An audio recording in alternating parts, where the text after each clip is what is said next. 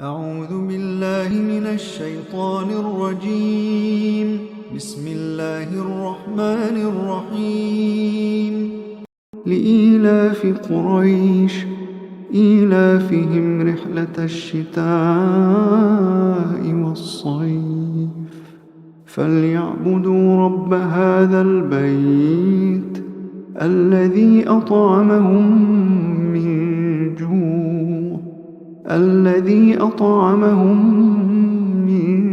جوع وآمنهم من خوف.